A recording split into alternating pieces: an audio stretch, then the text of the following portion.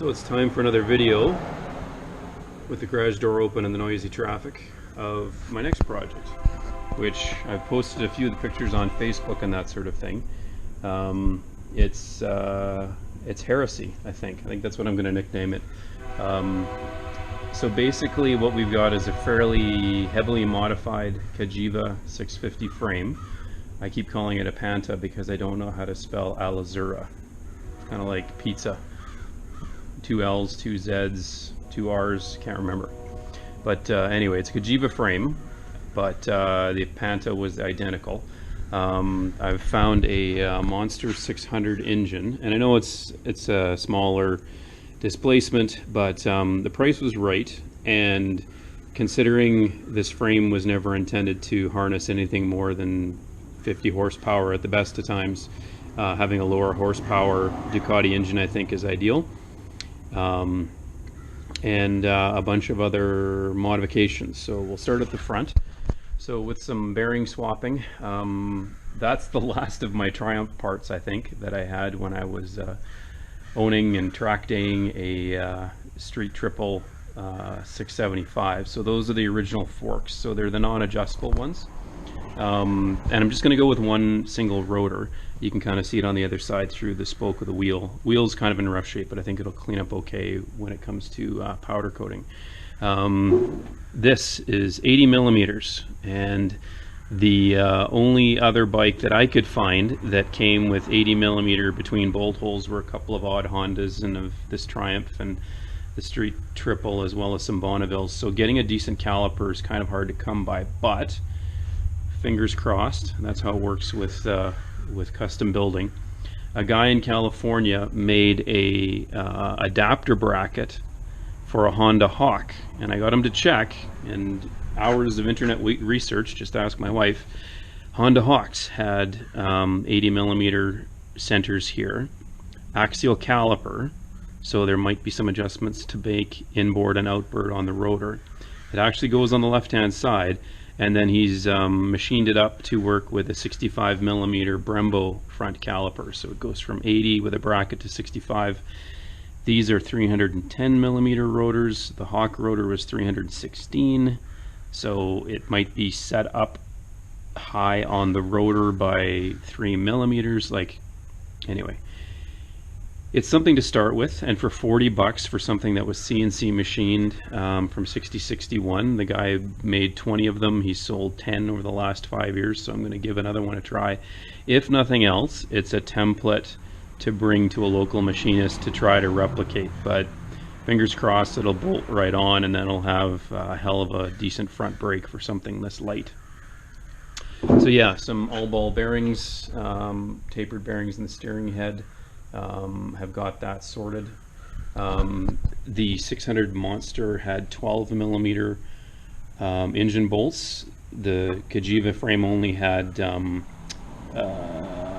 millimeter. So once I boxed it in here, I drilled it out with I think the first undersized Imperial size, and then filed it out and hogged it out with a file.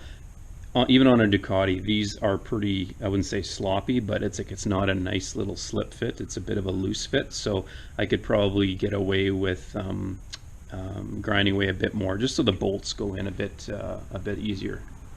So the exhaust is from a Monster 600, from the same place I got the engine. My worry was with this Swingarm, which I'll talk about later, that it wouldn't fit.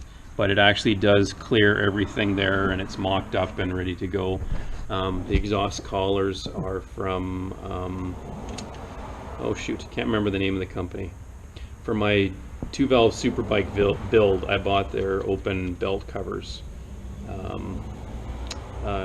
Speedy Seagull Racing, yeah. So these didn't fit well on the 2-valve Superbike, so I kept them in the hopes that they'd fit the next project, and sure enough they do. So Chinese rear sets that I had from the 2-valve Superbike project as a proof of concept, they fit, but they're not going to fit. With these headers, it's going to foul on the brake here, so I'm going to have to come up with something else. I'm thinking OEM S2R rear sets like I have on my monster back there will work. It's just trying to find a set that's complete, and the guy doesn't want a mint for them. They're fairly sought after because the pegs are up reasonably high, but not racer high, and they're one piece. Some of them come with this ungodly passenger peg setup as well, that of course you don't want on a lightweight little cafe racer type of bike.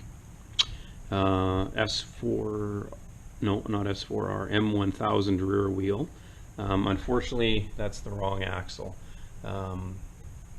It's for a different one, so I have to get a different axle. Rebuilt the rear brake rotor. Once I get the rear set sorted out, I'll start measuring for lines, both front and rear. Probably get them from Van Hill again, because I like that company. I guess just to back up a bit on the engine, belts were in pretty rough shape, so I went through it, checked the oil screen down here. It was clean, so I think, you know, the engine has, I think, 14,000 miles on it, so I'll probably check the valves just while I've got it apart, but all indications are swap the belts, everything else looks fine, so it should be good to go. So yeah, the swing arm. So it's an M1000 aluminum swing arm, and I'm just going to run the single offset shock, typical of the Sport Classics and the Paul Smart racers. So you can tell I boxed this in, probably a bit overbuilt, but I just didn't like the idea of this bolt holding one shock without an additional support. So a lot of cutting and grinding, and I've got this all boxed in. Some awesome lightning holes put in there too, so I think it'll be pretty solid. It's a YSS shock, got it out of Europe, and these are decent shocks. Again, this is going to be kind of like a fun cafe racer. Who knows, I'll change my mind 4 times during the build like I did with the last one, but you know, it's a decent shock, and I guess if I really want to race it, I'll find an Öhlins. Haha. Nothing like having a $1,600 shock on a bike that makes 50 horsepower. Vortex sprockets are coming in. Gonna go with a 4815. Stock is 4615, so that'll get a, like all Ducatis, they're a bit over geared, so 2 more on the rear should be helpful. So yeah, that's the biggest mod. I've got Brent at Cyclecraft to weld that in for me. So that, you know, did some math, measured, remeasured, walked away, came back the next day, remeasured, and so this gives the swing arm angle 10.5 degrees droop, which they say between 10 and 12 is ideal, and I've also got room to lengthen the shock if I want to jack the back end up enough, but I don't think, I can't see myself doing that. So that's probably the trickiest part of the build. So yeah, with the stock exhaust, I'm going to have some MIV slip-ons, which I've ordered. They're kind of a megaphone style. I'll have to come up with some custom mounts for the slip-ons itself, but it's kind of bolt-on. I learned from the 2-valve Superbike project that it's kind of fun to build exhausts, but when you want to do it right in stainless and all I can do is tack it, it's a bit of a hassle to, you know, tack something, go get it welded, bring it back, make sure it fits, tack it again, go get it welded. I'm just not going to MIG something together and make it look like shit. So yeah, I've drained a bit more oil out of the engine because I decided on a lark that originally the Monster 600s and my buddy Wilson, he's got a 695. I think the 696s as well. Mine's a 697, so it comes with an oil cooler, but these guys didn't.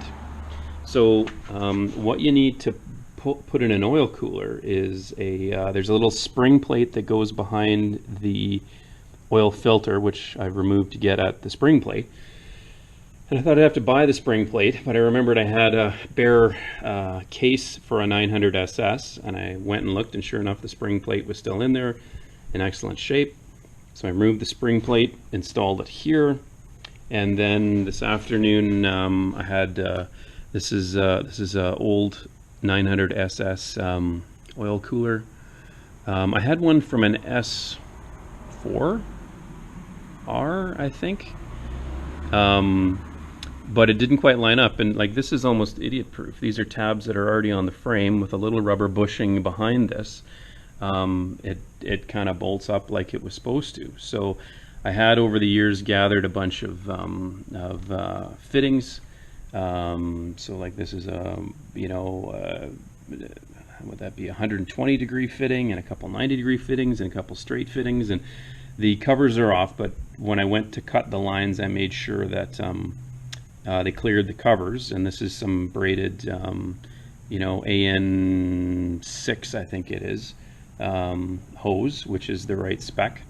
And so all I need is a bunch of aluminum brass crush washers to go behind all the fittings here to put it all together. So I'm going to go buy some of those at I think Canadian Tire or Napa will have them, and I'll buy some extras just in case. So just, I don't know, it's kind of a neat thing to do, and I'm always pretty sensitive about taking care of the engine and making sure it doesn't overheat or run too cold. So the idea of an oil cooler on an oil cooled bike kind of makes me happy. So what am I going to do for intake? Well, the great thing about these engines, and it's, you figure this out over time, but the Ducati Monster 600 and 750 in 2001 and 2002 had a three-phase alternator, which meant a better ignition system, but still ran carburetors. Now on these bikes, of course, the carbs go like stick right up in here and probably wouldn't fit. So I'm going to save up my money, and I've got some cash set aside. I'm going to get a set of 36 millimeter Dell'Orto carbs and Malassi intakes. So it comes from a place called Bevel Heaven out of the States, and they're not going to be cheap, but they're new carbs. It'll work with the gravity feed tank that will be fitted, and the jetting should be close. And I know how much I whined and complained about the 2-valve Superbike about needing to get it taken to the dyno to get the power commander set up and resetting the TPS, and you may have seen a picture of that. Like, what a hassle. So it's not like carbs are easy. I've had nightmare experiences with carburetors as well, but it's something a more home mechanic can do to get it close anyway.